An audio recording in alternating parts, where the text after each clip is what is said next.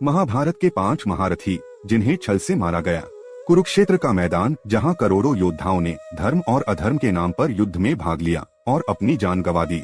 इस महायुद्ध को महाभारत के नाम से जाना जाता है। श्री कृष्ण ने इस युद्ध से पहले अर्जुन से कहा था कि इन योद्धाओं को गौर से देख लो, ये इस युग के सबसे महान और पराक्रमी योद्धा हैं, जो इस युद्ध के बाद शायद ही देखने को मिलेंगे और आने वाले युगों में ऐसे योद्धा फिर जन्म भी नहीं लेंगे।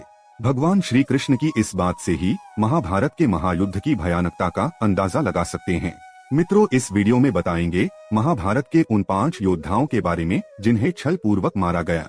तो मित्रों, महाभारत युद्ध में बिना छल के इन योद्धाओं को हरा पाना असंभव था। इस महायुद्ध को हुए हजारों साल बीत गए, लेकिन कहते हैं कि आज भी कुरुक्षेत्र की जमीन योद्धाओं के लहू को पीकर लाल है। धर्म और अधर्म के इस युद्ध में धर्म की जीत के लिए कई महायोद्धाओं को छल पूर्वक और कईयों को युद्ध के नियम के विरुद्ध जाकर मार डाला गया, क्योंकि युद्ध का एक ही नियम होता है, जीत, और इसके लिए सारे नियम और लोकाचार भुला दिए जाते हैं। पहले योद्धा जिनके साथ छल किया गया वो थे पितामह भीष्म। महाभारत के महायुद्ध के सबसे सर्वश्रेष्ठ योद्धाओं में इनका नाम आता है। इन्हें इच्छा मृत्यु का वरदान प्राप्त था। भीष्म बेहद ही पराक्रमी और भगवान परशुराम के शिष्य थे। अपनी राजभक्ति के कारण इन्होंने कौरवों की तरफ से युद्ध में हिस्सा लिया। भीष्म को हराए बिना महाभारत युद्ध में पांडवों की विजय असंभव थी। ऐसी स्थिति में भगवान श्री कृष्ण की सलाह से अर्जुन अपने रथ पर शिखंडी को लेकर आते हैं, जो ना तो पुरुष था ना ही स्त्री। शिखंडी का जन्म से एक ही लक्ष्य था, भीष्म की मृत्यु। भीष्म शिखंडी को एक स्त्री मानते थे और इस बात का ज्ञान पांडवों को था। भीष्म ने स्त्री पर अस्त्र शस्त्र नहीं उठाने की प्रतिज्ञा ली थी, जिसका लाभ उठाते हुए अर्जुन ने युद्ध के 10वें दिन भीष्म को बाणों से छलनी कर दिया और भीष्म बाणों की शैया पर लेटे हुए अंत तक युद्ध देखते रहे। दूसरे योद्धा जिन्हें छल से मारा गया वो थे द्रोणाचार्य। पितामह भीष्म की मृत्यु के बाद गुरु द्रोण को सेनापति बनाया गया। ये कौरव और पांडवों के गुरु भी थे। भीष्म के समान यह भी पांडवों के मार्ग में बड़े बाधक बने हुए थे। इन्हें भी युद्ध में पराजित कर पाना किसी के लिए भी असंभव था। माना जाता है कि द्रोणाचार्य को केवल उनका शोक ही मार सकता था। ऐसे में पांडवों ने द्रोणाचार्य के साथ एक छल किया। भीम ने अश्वत्थामा नाम के हाथी को मार दिया और द्रोणाचार्य के पास जाकर कहने लगे कि मैंने अश्वत्थामा का वध कर दिया। अश्वत्थामा द्रोणाचार्य के पुत्र का भी नाम था, लेकिन द्रोणाचार्य को भीम की बात पर भरोसा नहीं था। इसलिए धर्मराज युधिष्ठिर से पूछा कि क्या अश्वत्थामा मारा गया। इस पर युधिष्ठिर ने कहा कि अश्वत्थामा हतो नरो वा कुंजरो वा, यानी अश्वत्थामा मारा गया, लेकिन वह नर भी हो सकता है और हाथी भी।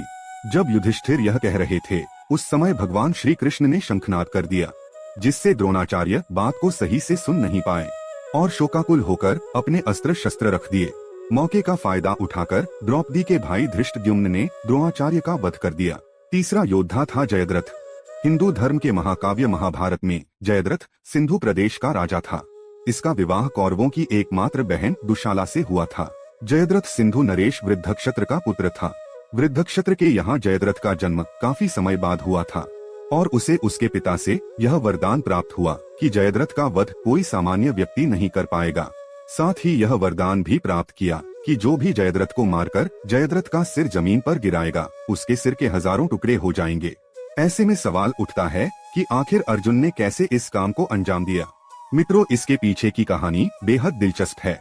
आप जानते हैं कि अभिमन्यु की मृत्यु का कारण जयद्रथ था, जिसने चक्रव्यूह में अर्जुन पुत्र अभिमन्यु को मारा था। इससे क्रोधित होकर अर्जुन ने प्रतिज्ञा ले ली कि अगले दिन के युद्ध में सूर्यास्त तक वह जयद्रथ का वध कर देंगे, नहीं तो खुद अग्नि समाधि ले लेंगे। कौरवों की पूरी सेना उस दिन जयद्रथ की सुरक्षा में लग गई। ऐसे में अर्जुन के लिए जयद्रथ का वध कर पाना असंभव हो गया। ऐसी स्थिति में श्री कृष्ण ने एक चाल चली। भगवान कृष्ण ने जब देखा कि सूर्य अस्त होने वाला है, तो उससे ठीक पहले उन्होंने अपनी माया से सूर्य को बादलों से इस प्रकार ढक दिया कि मानो शाम हो गई। यह देख जयद्रथ और उसकी रक्षा करने वाले खुश हो गए। जयद्रथ अर्जुन के रथ के ठीक सामने आकर हंसने लगा और खुशियां मनाने लगा। इसके बाद कृष्ण ने एक बार फिर अपनी माया दिखाई और सूर्यदेव बादलों से बाहर आ गए। फिर क्या था, कृष्ण के कहने पर अर्जुन ने जयद्रथ का वध कर दिया। श्री कृष्ण ने अर्जुन को पहले ही जयद्रथ को मिले गुप्त वरदान के बारे में बता दिया था। इसके अनुसार जो भी वीर इसका सिर धरती पर गिराएगा, उसके मस्तक में भी विस्फोट होगा। कृष्ण ने अर्जुन को बताया था कि उन्हें इस प्रकार बाण चलाना होगा कि जयद्रथ का मस्तक कटकर उसके पिता की गोद में गिरे। अर्जुन ने ऐसा ही किया। अर्जुन ने तीर चलाकर जयद्रथ का मस्तक काट दिया। यह मस्तक हवा में उड़ते हुए सीधे वृद्धक्षत्र की गोद में जाकर गिरा। वृद्धक्षत्र इस समय आंखें बंद करके तपस्या में लीन थे। उन्होंने आंखें खोलते ही अचानक जैसे ही एक मस्तक अपनी गोद में पड़ा देखा, वे घबरा गए और बिना कुछ सोचे समझे उसे पृथ्वी पर गिरा दिया। इस प्रकार उनके मस्तक में विस्फोट हुआ और वे भी मारे गए। चौथा योद्धा था कर्ण। कर्ण ने भगवान परशुराम से शिक्षा ली थी, लेकिन उन्होंने ये शिक्षा अपने आप को ब्राह्मण बताकर ली थी, जिस कारण परशुराम ने कर्ण को शाप दिया कि वह उस समय अपनी विद्या भूल जाएगा जब उसे सबसे ज्यादा इसकी जरूरत पड़ेगी। महाभारत युद्ध के 17वें दिन कर्ण के रथ का पहिया जमीन में धंस गया। तभी अर्जुन ने अपना दिव्यास्त्र निकाला और निहत्थे कर्ण पर वार कर दिया और कर्ण की मृत्यु हो गई। भगवान परशुराम के शाप के कारण कर्ण इस अपने आखिरी समय में अपनी विद्या भूल जाता है। दरअसल कर्ण की मौत की एक वजह श्री कृष्ण भी थे। कर्ण के पास देवताओं के द्वारा दिया गया एक ऐसा शस्त्र था जिसका कोई मुकाबला नहीं कर सकता था। ये दिव्य अस्त्र कर्ण ने अर्जुन के लिए बचाकर रखा था। जब भीम का पुत्र घटोत्कच कौरवों की सेना पर कहर ढा रहा था, तब मजबूरन कर्ण को उस पर दिव्य अस्त्र का इस्तेमाल करना पड़ा। इसके बाद श्री कृष्ण ने अर्जुन को बताया कि अब तुम्हें कोई खतरा नहीं है। कर्ण ने दिव्य अस्त्र का इस्तेमाल घटोत्कच का वध करने में कर लिया है। अब तुम कर्ण का आसानी से वध कर सकते हो।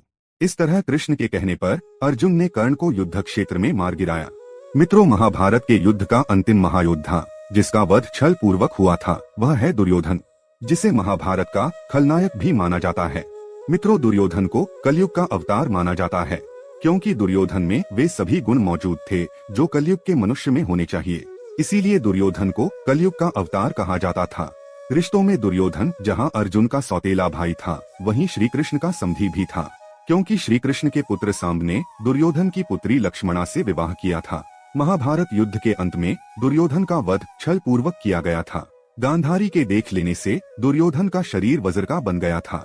दुर्योधन और भीम के बीच गदा युद्ध हुआ, जिसमें कमर से ऊपर प्रहार करने का नियम था, लेकिन श्री कृष्ण के कहने पर भीम ने दुर्योधन की कमर के नीचे वार किया, जो उसका निर्बल हिस्सा था।